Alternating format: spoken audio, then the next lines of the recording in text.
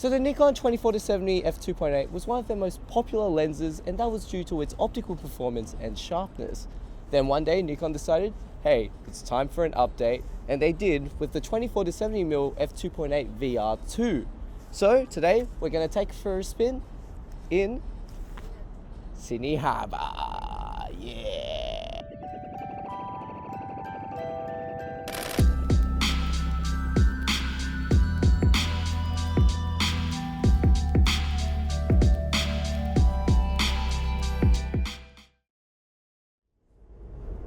Mega tourist mode. One of the best things you can do in Sydney is catch a ferry from the harbour in Circular Quay, and you can basically take it to the north end of Sydney or anywhere around the harbour or even out towards the northern beaches. And this view is basically the cheapest view or cheapest tour you can get of Sydney Harbour, as it is public transport. So normally I have camera bodies and lenses loaned out to me when we're doing reviews, but today doing something a bit different, and I've taken my own personal camera out and my own personal 24-70mm F2.8 out for a little spin. And this is where we're getting off. Right, let's go. So normally for our reviews, I normally have a borrowed camera and lens to go out with, but today I've got my own personal Nikon 24-70mm F2.8 VR and my own Nikon D750, which is currently on its last legs. With the 24-70mm F2.8 VR, I've owned it for about 1.5 years now, and the first thing I noticed when I got it was how big the actual lens was. Like in comparison to the older 24-70mm F2.8, which was about probably this big, it is super long. So if you're going to be using it out during travels or for everyday use, just note that this is definitely not a discreet lens with its size.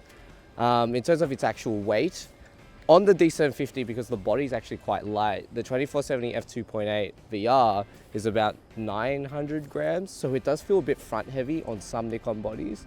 If you were to have a Nikon D850 or a D500, it might feel a bit better when you're using it. In terms of the actual controls on the lens, you've got a fairly large zoom ring and a fairly large focus ring as well. They're both well rubberized. The whole construction is solid and it is dust and weather resistant. And it's got a super important feature that is completely different from the previous iteration of the lens, and that is image stabilization.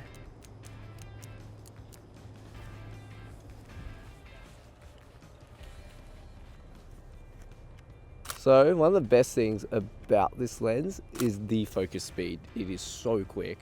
It's got a silent wave motor on the inside of it, so one, that makes it really quiet, and two, it's actually quite accurate. I love how fast this lens is. Compared to the first iteration of this lens, purely based on consistently accuracy and speed, the version 2, or the VR version, is so much better for focus. And I feel it helps a bit as well because of the image stabilization. It makes it a lot easier for you to get your subject nice and quick.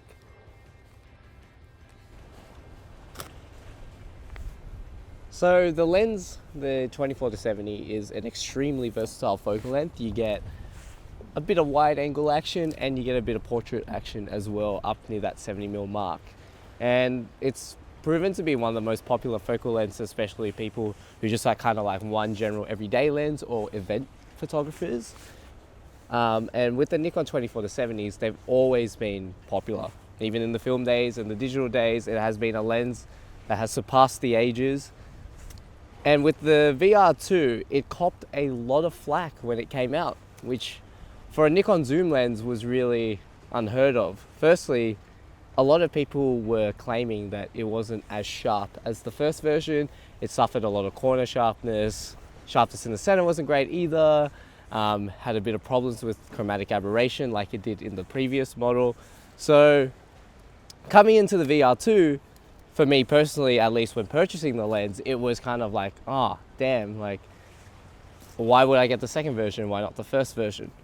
But in fact, the VR2 actually performs quite well. Although it has a bit of distortion on the sides, as you would do for any 24 or wide angle lens, and a bit of chromatic aberration as well.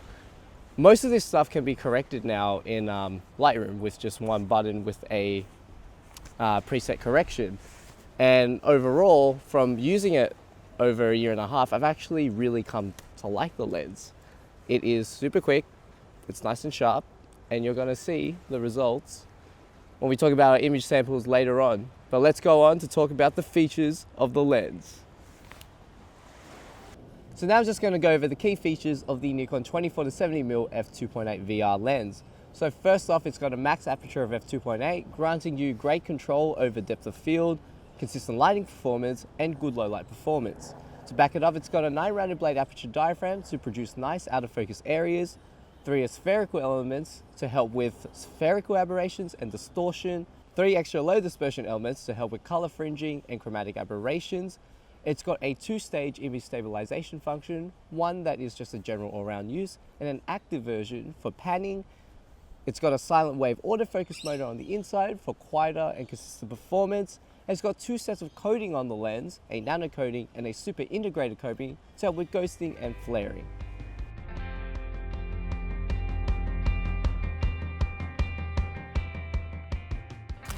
So like I said before, performance-wise, the autofocus is fantastic. Absolutely love it in the lens. And with the nano coating and the super integrated coating as well, in terms of its actual control with flaring, as you would know with any other Nikon lens with nano coating, it does very well against flaring and ghosting. Just shooting it directly now at the sun, I am super blind. Just taking a shot and literally all the rays from the sun have been obliterated, and it gives you a nice round look. In terms of the actual sharpness of the lens, and that's one that I really want to see coming into the sample segment, this lens, like I said before, it copped a lot of flack from the photography community as being one of Nikon's worst lens releases in 2015, and that it wasn't as sharp as the previous model. But from my own personal use, I actually really like the sharpness that this lens produces, and you're going to see why I like it in our next segment. So today's sample images were shot with the Nikon D750 and the Nikon 24-70mm F2.8 VR. When shooting wide at 24mm, the lens performs exceptionally well. The overall sharpness of the image on the edges and center is great, and it performs well when you stop it down as well. At 35mm, it also looks fantastic, even when opened wide to f2.8. Now, where you see the performance dropping in the lens is around the 50mm mark and above. The lens suffers a bit of softness in the corners and is sharpest when you stop down to f5.6. Overall, the images from the lens are actually quite decent, and although the center sharpness at corners doesn't look as good as its predecessor, it still looks fantastic. There is definitely vignetting when shot wide, but it's not too heavy. Distortion is apparent at 24mm, and there is a bit of chromatic aberration in the wider end of the lens. These can be corrected in post with a Lightroom correction profile. Bokeh is decent on the Nikon 24-70mm, but looks better when there isn't too many highlights. With all these minor setbacks, it's safe to say that the Nikon 24-70mm F2.8 VR is a top-class zoom lens with premium optical performance. So my final thoughts on the Nikon 24-70mm F2.8 VR2. So initially when I bought this lens, I had the choice of buying the first version, which at the time looked a lot more attractive with its lower price point, its smaller form factor, as well as its optical sharpness. What got me over the line with this actual lens is literally the VR. So shooting at this focal length, normally I shoot prime lenses, so I have the flexibility of opening up if I really need to take a shot. But with this actual focal length and with only being able to open to f2.8, I didn't realize how important the VR was. I'm now able to shoot shots at like 1/50th of 1/40th of a second, which if I had the other lens without VR, I definitely can't do it, especially with my hands. For this camera configuration and with this lens, I travel a lot, so I tend to not bring my tripod around everywhere because I don't like lugging extra weight. And honestly, although this lens is heavier and it's longer, the fact that I don't have to carry a tripod in most cases for me to use the actual lens is fantastic in comparison to the other lens where I feel would be more beneficial if you are a landscape photographer and you had time to set up a tripod and set up your shot.